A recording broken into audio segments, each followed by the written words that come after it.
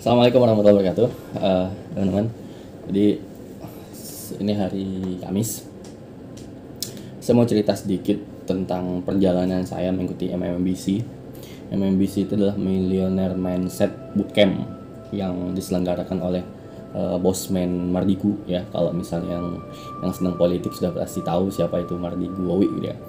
Lalu kemudian hari ini kebetulan adalah salah satu acara yang beliau selenggarakan juga melalui ya ini adalah bagaimana kemudian acara ini ya akan mengubah ya. Jadi yang selalu dinarasikan oleh beliau adalah bagaimana kemudian MMBC ini, Millionaire Mindset Bootcamp ini akan mengubah mindset kita tentang makna hidup gitu. Jadi seringkali kita melihat bahwa masalah itu hadir dan diselesaikan dengan solusi konkret gitu ya. Solusi konkret. Lalu kemudian solusi konkret itu secara psikologi sebenarnya adalah 12% dari yang kita jalani selama ini gitu. Maksudnya begini, jadi kalau ada masalah sebenarnya yang harus kita perbaiki itu bukan solusi konkret yang kita cari, tetapi alam bawah sadarnya yang harusnya kita program ulang gitu. Agak susah memang untuk menjelaskannya kalau misalnya langsung mengarah kepada perubahan mindset gitu, karena kita ketahui bahwa mindset ini adalah bagian dari bagaimana kemudian kita bisa menanamkan alam bawah sadar kita, menanamkan dalam diri kita bahwa segala sesuatu yang hadir di kenyataan ini adalah sebenarnya karena alam bawah sadar kita. Nah, dari segi kinerja, alam bawah sadar itu mempengaruhi 88% dari apa yang kita jalani, dari apa yang sedang kita jalani hari ini gitu. Nah, sedangkan permasalahan itu solusinya sebenarnya yang paling banyak sekali itu adalah harusnya dari 88%-nya untuk menghadapinya, bukan dari 12%-nya. Ya. Nah, seringkali kita sebagai manusia ya, sebagai orang yang awam, kemudian saya juga masih belajar gitu. Itu seringkali menyelesaikan masalah dengan cara memahami dengan cara 12% itu. 12% itu maksudnya adalah ya kita butuh solusi konkret. Misalnya kita butuh kita ada hutang ya, hutang puluhan juta, ratusan juta atau mungkin miliaran. Kita seringkali mencari masalah bagaimana mencari solusi bagaimana caranya. Caranya adalah dengan A, B, C dan seterusnya. Jadi kita cari list-listnya ya, cari caranya list-listnya seperti ini. Padahal kalau dari sisi Mardigu ya, Pak Mardigu yang sudah saya pelajari saya selama ini ya, bahwa sebenarnya untuk mengatasi masalah itu harusnya bisa kita gunakan dengan cara memperbaiki 88% alam bawah sadar kita atau mindset kita. Bahasa psikologinya agak susah ya, tapi saya mencoba untuk menjelaskan dengan bahasa yang ringan. Walaupun mungkin kalau yang baru nonton masih agak bingung, tapi masalah ya. Saya lanjutkan. Di balik MMBC ini ya ini semacam perjalanan spiritual saya juga ya, semacam perjalanan cobaan saya juga gitu. Jadi sebenarnya MMBC ini adalah acara yang memang sudah saya nantikan beberapa kira-kira 2 tahun atau 1 tahun yang lalu gitu. Di tahun 2020 di bulan September itu saya alhamdulillah atas izin Allah berkesempatan untuk mengikuti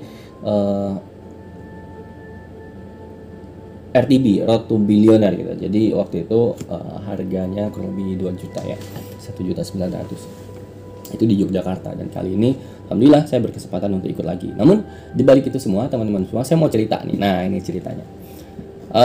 Ceritanya begini, saya itu awalnya ditawari dengan pendaftar 50 pendaftaran pertama. Itu dapat harga ya, saya langsung belak-belakan aja gitu ya. Jadi mungkin biar juga tahu semuanya. Jadi kalau misalnya ada promo ya Anda bisa langsung ambil. Jadi itu ditawarkan dengan harga 7.500.000. Setelah itu bisa di DP dulu gitu. Jadi untuk mendapatkan seatnya itu, karena memang seatnya biasanya semakin dekat hari H semakin mahal harganya. Kalau yang ini terakhir itu ya kalau nggak salah 8.500.000 gitu ya. Jadi ada selisih, kita bisa saving 1 juta sebenarnya. Nah, jadi ketika saya WA adminnya ya, hubungnya, dan saya dapat tawaran 50 orang pertama yang mendaftar. Dapatlah seharga 7.500.000 dan bisa di DP. Nah, ini menariknya. Saya bisa di DP dan saya DP lah 3 juta. Sebenarnya uangnya ada waktu itu. Jadi kira-kira 1 bulan sebelum acara ya, itu uangnya sudah ada. Jadi bulan Januari saya sudah uangnya sebenarnya ada, udah saya sisihkan kurang lebih 7 juta sampai 8 juta. Kemudian di tengah perjalanan tiba-tiba saya ada masalah gitu. Jadi masalah yang pada intinya adalah membutuhkan uang yang cukup besar sekali. Sehingga kemudian akhirnya uang yang saya saving buat acara ini atau Millionaire Mindset Bootcamp ini yang angkatan ke-24 ya. Nah, itu benar-benar habis gitu, habis sama sekali. Dan sampai sekarang pun sejujurnya saya sangat terbatas sekali perihal uang gitu ya, perihal uang. Tapi saya berkeyakinan bahwa ketika kemudian saya sudah daftar, maka saya akan berkomitmen untuk hadir. Dan alhamdulillah di detik-detik akhir ya, saya harus berusaha mencari kekurangannya kurang lebih 4.500.000 itu. Ya sempat beberapa kali juga ditanyain sama panitia ya, kira-kira kapan pelunasannya, dan saya janji saya pasti akan hadir. Alhamdulillah baru kemarin malam alhamdulillah saya dapat uangnya dan saya langsung transfer. Oke. Selesai. Yang pertama masalahnya itu. Jadi sebenarnya saya udah punya saving, tapi karena kebutuhan mendadak akhirnya saving saya habis, lalu kemudian saya harus cari kesana sini, dan alhamdulillah dapatlah. Jadi saya berangkat dalam kondisi minus. Nah, pertanyaannya dari Semarang ke Surabaya itu kan juga butuh yang namanya transportasi, makan, hotel, dan seterusnya. Ini juga sebuah keajaiban. Jadi keajaiban yang kedua adalah saya cuma berangkat dengan niat dan bismillah. Saya niat belajar dengan bosman dan saya berusaha untuk meyakinkan diri ya, dan meyakinkan keluarga tentunya, karena dengan kondisi yang terbatas saya tahu waktu tadi pagi saya berangkat dari Semarang ke Surabaya ya, uang saya kurang lebih hanya 300 sampai 500.000. Dan itu pun pastinya dari Surabaya ke Semarang pasti sudah habis buat transportasi ya. Jadi ya kalau misalnya tadi naik mobil ya kurang lebih perjalanannya ya kurang lebih 150.000. Nah, logikanya kalau misalnya saya berangkat malam ini, otomatis saya harus cari tempat nginap gitu. Opsi saya yang paling buruk sekali, saya nginap di Hotel Merah Putih. Merah Putih itu maksudnya adalah di SPBU teman-teman semua. Nah, jadi ketika kemudian di hotel SPBU ini yang saya nggak ceritain sama siapapun tentunya, tapi saya bongkar aja di malam hari ini. Saya udah berencana, jadi tadi kurang lebih jam 4 sore saya sampai di Surabaya. Kemudian saya muter sebentar di Surabaya dan saya lihat ada tulisan alun-alun kota Surabaya. Saya mampir di situ, saya parkir di situ. Dan saya menikmati sambil santai ya, sambil foto, kemudian sambil pesen es teh gitu. Saya bingung, wah malam ini mau nginap di mana ya? Saya coba kontak teman-teman saya yang ada di Sidoarjo gitu ya, itu nggak diangkat. Kemudian sebelumnya sudah confirm juga teman saya yang sebelumnya waktu kuliah, teman kuliah gitu kan, teman organisasi, tinggalnya di mana? Dulunya di Semarang, sekarang dulunya Surabaya, sekarang udah pindah Pasuruan dan seterusnya. Akhirnya ya sampai tadi jam 5 sore saya masih bingung saya akan tidur di mana, dan opsi terakhir saya adalah ya udah bismillah, saya akan tidur di Hotel Merah Putih malam hari ini gitu ya. Udah tuh clear. Karena kalau misalnya saya sewa hotel ataupun Oyo sekalipun atau atau Red Door sekalipun yang mungkin 100-150 ribu ya, daripada saya harus buang-buang uang situ, yang mending saya saving kan, karena nanti habis acara ini saya juga harus melakukan perjalanan lagi ke Sumeneb gitu ya. Oke. Sampai kemudian saya bergabung di grup cadangannya, di grup yang dibuat oleh teman-teman MMBC yang angkatan 24. Saya bergabung di grup situ, baru saja bergabung, dan tiba-tiba, nah ini yang keunikan kedua adalah kebingungan saya untuk tidur di mana. Tiba-tiba langsung ada peserta yang menawarkan untuk menginap di hotel yang sama persis di acara tersebut gitu. Jadi kita nginapnya di Grand Mercure ya, Surabaya, dan alhamdulillah ketika mendapat kabar itu, chat itu, ada tawaran salah satu peserta yang kemudian mempersilahkan, ada kamarnya yang dia double booking ya, jadi 2 kali booking, akhirnya dia kepake satu dan satunya free deh, satunya daripada nggak kepake ditawarkan lah di grup itu. Kemudian saya sebagai orang yang terlunta-lunta atau tidak tahu arah dan tujuannya mau nginep di mana, ketika membaca chat itu langsung saya japri pastinya gitu. Langsung saya japri, "Pak, ini seriusan, Pak. Gratis, udah free sarapan, Pak." Ya, kalaupun nggak ada sarapan ya nggak apa-apa juga sih. "Ya Mas, silakan Mas, kalau mau diambil." Masya Allah, alhamdulillah. Ini adalah eh, kalau saya menyebutnya ini semesta mendukung gitu, semesta aku. Jadi kalau misalnya kita punya sesuatu yang ingin kita capai, dan ya intinya jalan aja dulu gitu. Bismillah, ke depan insya Allah ada pertolongan Allah yang kita tidak tahu dengan cara apa gitu. Ya tadinya saya berniatnya ingin ya nginep di rumah teman gitu ya, atau ya paling mentok ya paling nanti saya nginepnya di Hotel Merah Putih alias SPBU gitu. Ya udah, ketika saya hubungi dan bapaknya oke, lalu pas sampai di hotel saya hubungi lagi, suruh telepon sama beliau langsung nyampaikan ke resepsionis dan saya pun langsung bisa check in, dan inilah kamarnya. Terima kasih banyak kepada Bapak Pak Edi ya Pak Edi yang sudah memberikan kamarnya. Alhamdulillah. Jadi dari situ saya belajar bahwa wah, Allah tuh kalau misalnya pengen hadir dan pengen menolong itu ya dia bisa punya skenario yang paling indah dan paling kita bikin kita terkejut. Saya sebenarnya setengah nggak percaya juga ya kok bisa. Saya tuh nggak punya uang, dan teman-teman mungkin kalau bisa di researching, tadi saya iseng-iseng kita cari berapa nginep di sini ya, harganya 700 sampai dengan 900 ribu. Saya nggak punya uang segitu. Sekarang pun saya nggak punya uang segitu teman-teman semua. Saya cuma punya ya paling saya punya 400-an gitu ya, itu pun nanti buat modal ke Surabaya. Buat modal ke Sumeneb. Jadi saya merasa terharu banget bahwa ya inilah cara Allah menolong orang-orang yang kemudian mempasrahkan masalahnya dengan kita.